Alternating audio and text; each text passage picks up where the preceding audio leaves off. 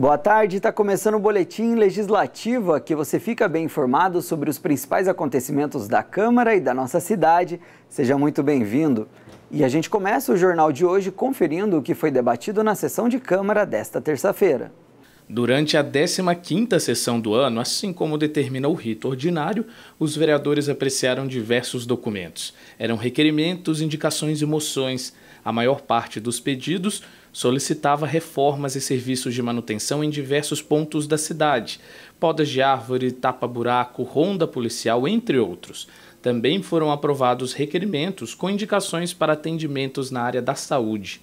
No tema da fiscalização dos serviços públicos, o primeiro orador a utilizar a tribuna, o vereador Roberto Chagas, cobrou ações para resolver problemas de infraestrutura no bairro Jardim, Minas Gerais. Já o vereador Tomás Henrique criticou atos do governo federal e pediu medidas anticorrupção para garantir a eficiência na gestão pública.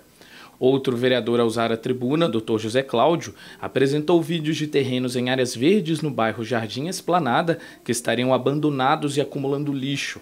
O parlamentar também apontou irregularidades e despejo de esgoto nessas áreas.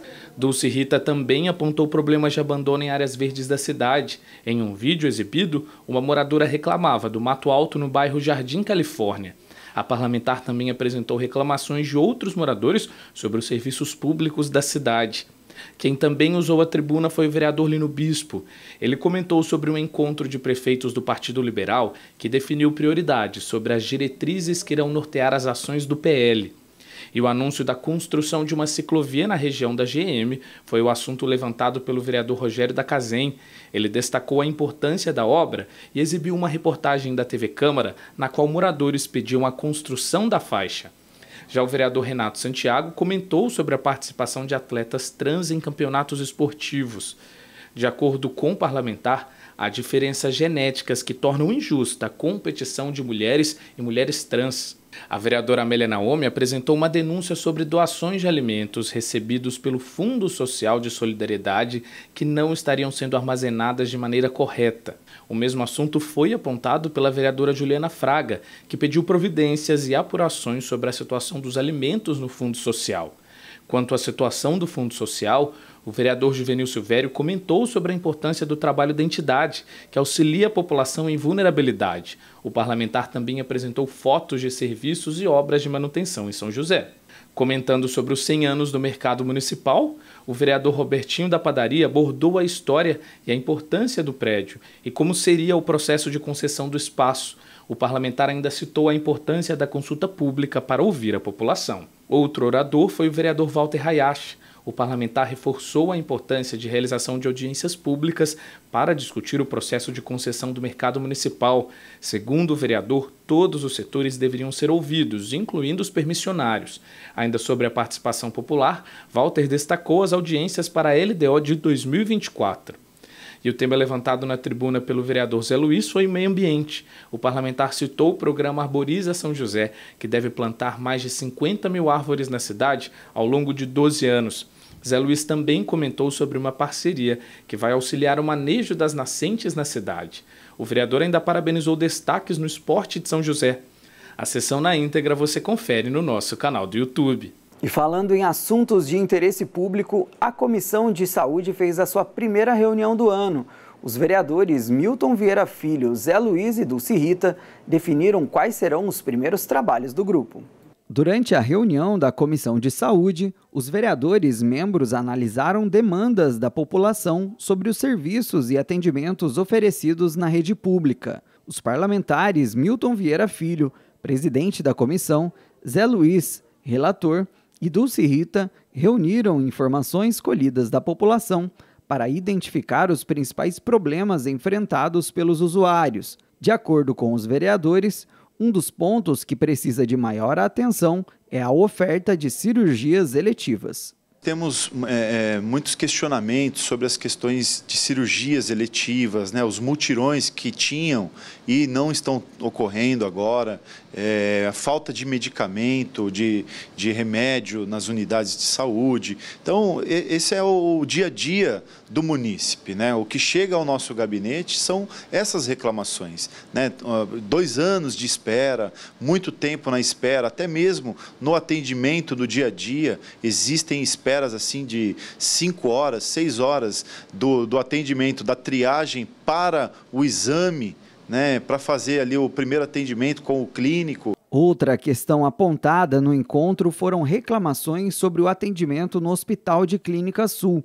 Segundo o vereador Milton Vieira Filho, a comissão vai solicitar informações da Secretaria de Saúde sobre os problemas relatados. O objetivo nosso agora é ter informações para que a gente possa estar fiscalizando, para que a gente possa estar indo em loco também, né, entender essas demandas, o que de fato está acontecendo e o que a gente, como Câmara, podemos fazer para estar melhorando e atendendo a população. Esse acho que é o papel principal do vereador aqui na Câmara Municipal. Além da Comissão de Saúde, a Câmara de São José também tem outras 7 comissões que atuam em diversos temas. Cabe às comissões analisar demandas da população, emitir pareceres sobre projetos de lei e propor ações e encontros para fiscalizar os serviços do poder público.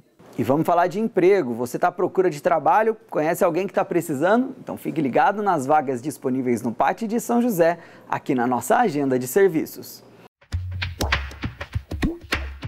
O PAT, o posto de atendimento ao trabalhador de São José dos Campos, tem oportunidades de emprego para ajudante de pedreiro, alinhador de veículos, assistente de vendas, auxiliar de cozinha, auxiliar de limpeza, auxiliar de manutenção, auxiliar de mecânico de motor a diesel, caseiro, corretor de imóveis, cozinheira, cuidadora de idoso, empregada doméstica, encanador, impressor flexográfico, instrutor de trânsito, mecânico de motor a diesel, operador de cobrança bancária, operador de retroescavadeira, operador de telemarketing, pedreiro, porteiro de edifícios, programador de sistemas de informação, recepcionista, repositor, representante comercial, serralheiro, soldador mecânico, técnico eletrônico, vendedor de serviços digitais, vendedor externo, vendedor interno e vendedor porta a porta. E ainda vagas para pessoas com deficiência nos cargos de operador de telemarketing e operador de vendas. Para se candidatar é fácil, é só comparecer ao PAT levando o RG, CPF, carteira de trabalho e o cartão cidadão. O PAT fica na Praça Afonso Pena, número 175, no centro. Agora a gente muda um pouco de assunto e eu te pergunto, aí na sua casa as pessoas comem bem? E as crianças e adolescentes da sua família? Comem muito, comem pouco? Comem legumes, saladas, frutas? Pois é, os pais precisam ficar atentos com a alimentação dos filhos, porque 1 em cada 5 pessoas de 6 a 18 anos apresentam desordem alimentar. Se esse problema não for acompanhado e tratado, o quadro pode levar a distúrbios como a bulimia, anorexia e transtorno de compulsão alimentar. 1 em cada 5 crianças e adolescentes dos 6 aos 18 anos apresentam algum tipo de desordem alimentar. É o que apontou um estudo realizado pela revista científica JAMA Pediatrics. Na ocasião, foram avaliadas mais de 63 mil crianças nessa faixa etária. E o pior, essas desordens alimentares podem levar aos transtornos de alimentação, e os mais conhecidos são anorexia e bulimia. Os transtornos alimentares são um grupo, né, de doenças psiquiátricas que atingem um número de pessoas ainda não tão grandiosos, mas que tem uma relevância muito grande dentro da psiquiatria por conta dos agravos à saúde, né, que esses transtornos trazem às pessoas. É uma doença que faz com que a pessoa possa desenvolver distorção de imagem corporal, né? Às vezes ela se enxerga maior do que de fato ela é, e existe uma preocupação muito excessiva, doentia com os hábitos alimentares. Os transtornos alimentares atingem pessoas de forma democrática. No entanto, são mais comuns em famílias de classe média e classe média alta, já que nas de renda mais baixa é mais fácil identificar a insegurança alimentar e a desnutrição. O ambiente em que a pessoa está inserida também é determinante para saber se ela pode ou não desenvolver a doença. E no caso dos adolescentes, a situação é um pouco mais complicada, porque eles estão vivendo um período de comparação, se comparar com uma figura, uma personalidade, por exemplo. E eles também querem ser aceitos, o que é perigoso. Mas esta psicóloga, com especialização em transtornos alimentares, acende um alerta aos pais. Muitos deles se culpam, né? Existem influências, sim, do ambiente em que se vive, mas não é só isso. Os pais, a gente pode falar que talvez o ambiente que eles estão proporcionando para essa criança, para esse adolescente, está facilitando, talvez, né, se ela já desenvolveu algum tipo de transtorno, para que isso se agrave.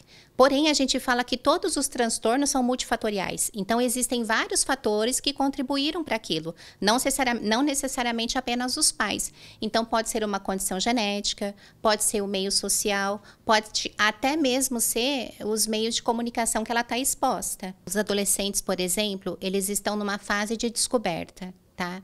Então, muitas vezes, ainda eles estão tentando identificar quem eles são, qual o lugar deles no mundo, estão tentando pertencer a um grupo. Então, eles ficam nessa busca. E, por muitas vezes, eles entram no processo de ter problemas com o peso e com a imagem corporal. E hoje, qual é o acesso para ter resposta a tudo? As redes sociais. E atenção também a alguns sinais que podem aparecer. Quando a pessoa começa a se isolar, recusar comida, recusar convites para sair. Fique atento a esses indícios e, no caso de uma confirmação de diagnóstico, não julgue, dê apoio e, acima de tudo, busque informação. Porque muitas vezes, se eu sou um amigo ou se eu sou mãe e quero ir lá, quero ajudar, eu vou querer resolver o problema daquela pessoa e eu posso até ser invasiva. Então, quais são as maneiras e as formas de buscar ajuda? Então, por exemplo, essa pessoa pode recorrer a um profissional, né, para buscar apoio. O lado positivo é que os transtornos alimentares têm tratamento e solução, e o objetivo é ter uma relação saudável com o corpo e a comida. É ensinar a pessoa a sair daquela vida de preocupação excessiva apenas com corpo e alimentação e aprender a se socializar de novo, né? A entender que o foco de tudo não é apenas corpo e comida, de desmistificar principalmente que existem alimentos bons e ruins, os que emagrecem, os que engordam, né? Que são muito enraizados nesse público, para trazer essa qualidade de vida como um todo de volta para essa pessoa e ela reaprender a lidar com tudo isso, com os gatilhos possíveis que possam vir ao longo da vida, né? E ainda nesse assunto, a desnutrição infantil é um problema gravíssimo.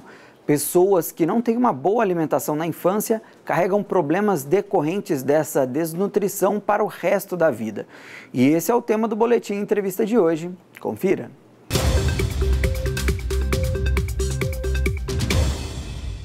E para falar sobre desnutrição infantil, eu estou aqui com o Dr. Lucas Fadel Monteiro, pediatra e coordenador da UTI pediátrica e também da UTI neonatal da Santa Casa de São José dos Campos. Seja bem-vindo, doutor. Obrigado, agradeço o convite para falar desse tema ainda bastante importante no nosso país.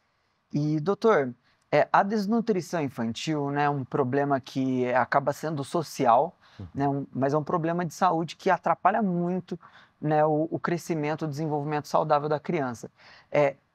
A desnutrição, o que ela atrapalha? Quais são os problemas que ela acarreta para a criança? Bom, você tem basicamente se a gente for didaticamente, dois tipos de desnutrição.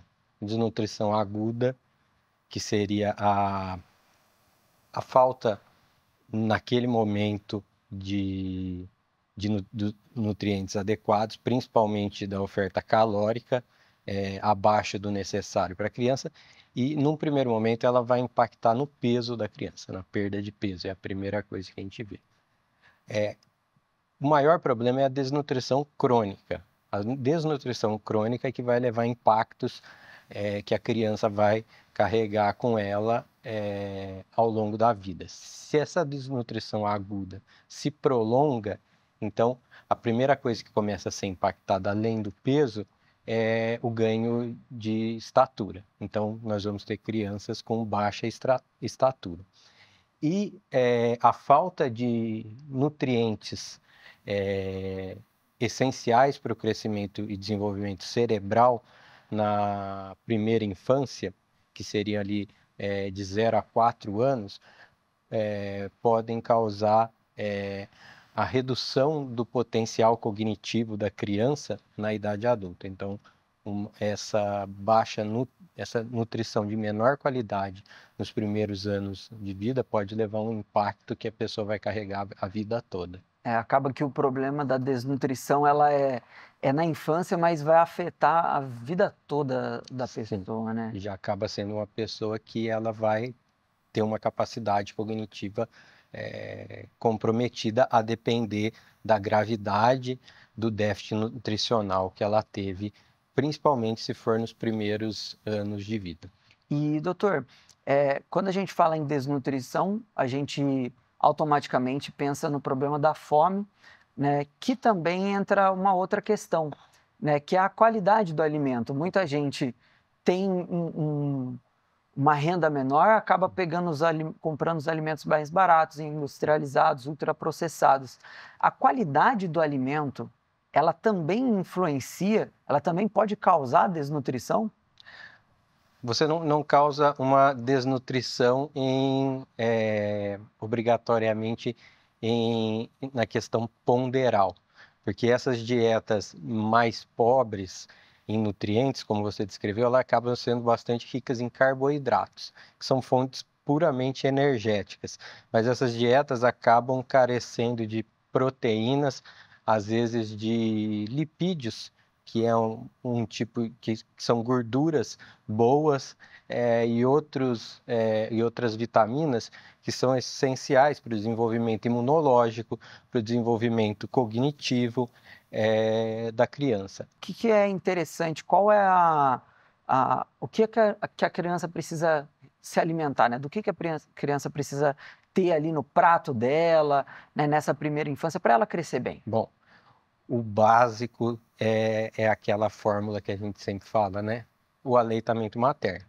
Que o aleitamento materno garante a criança 0 a 6 meses totalmente. É o grande, junto com vacinação e saneamento básico, é o grande modificador da mortalidade infantil no Brasil, que nos anos 70 e 80 era alta e hoje é considerado baixa, sobretudo aqui na nossa região sudeste do país.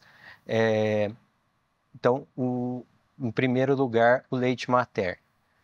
A partir dos 6 meses de vida, a gente vai introduzir os alimentos complementares. São frutas, leguminosas, as fontes de carboidrato, batata, mandioca, arroz, e também fontes de proteína, que pode ser carne, frango, peixe, que antigamente era um tabu, mas hoje em dia a gente tem introduzido cada vez mais precoce na criança, principalmente em locais onde há uma maior disponibilidade e você tem uma menor disponibilidade de outras fontes de proteína, o ovo também. Então é importante que a criança tenha, além dos carboidratos, fontes de boas gorduras boas, fontes de vitaminas que estão aí nos legumes que a gente conhece e fonte de proteína também.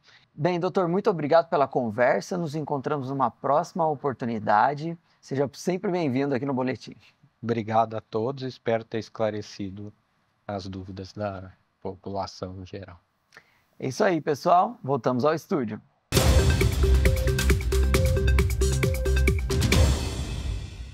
O mês das mulheres está quase acabando, mas a luta pela igualdade nunca para.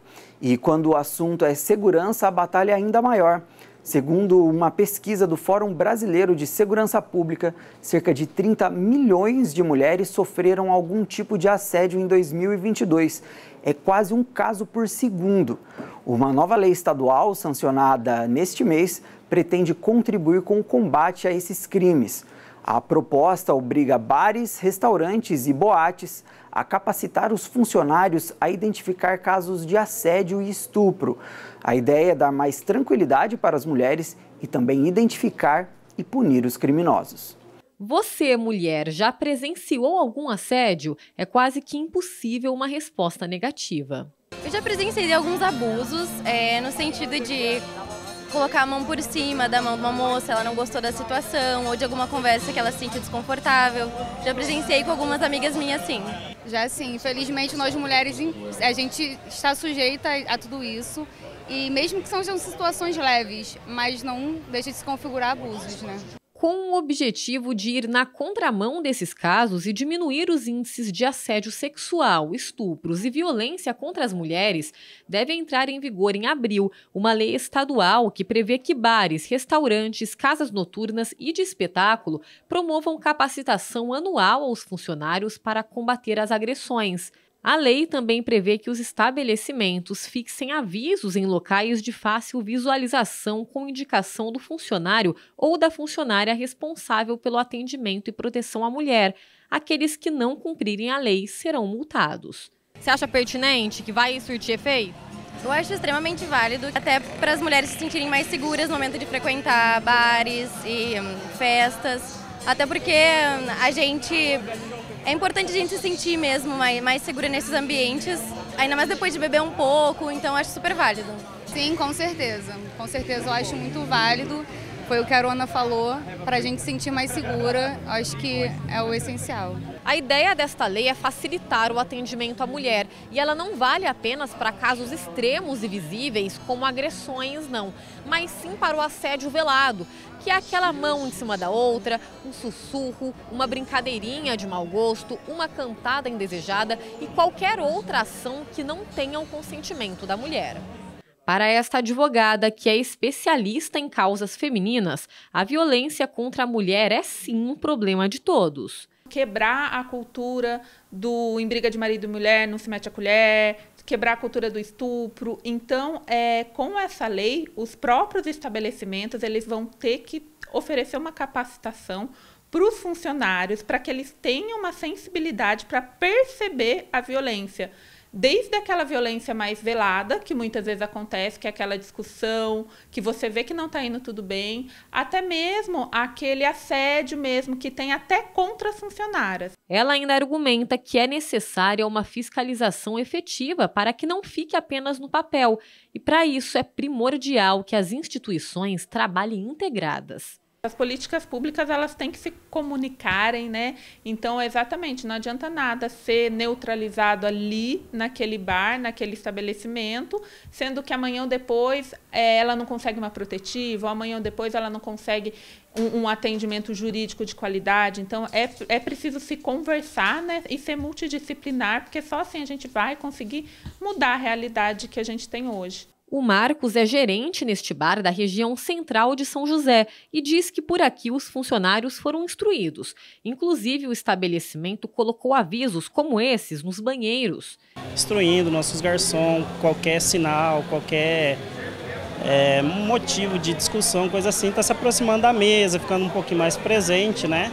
Para evitar qualquer atrito maior, né? E ele reforça que, além de aumentar a segurança das mulheres, a lei também trará respaldo jurídico para os comerciantes. A gente vai ficar mais preparado para isso, né? Como os meninos vão estar mais perto das mesas, a gente vai estar ali.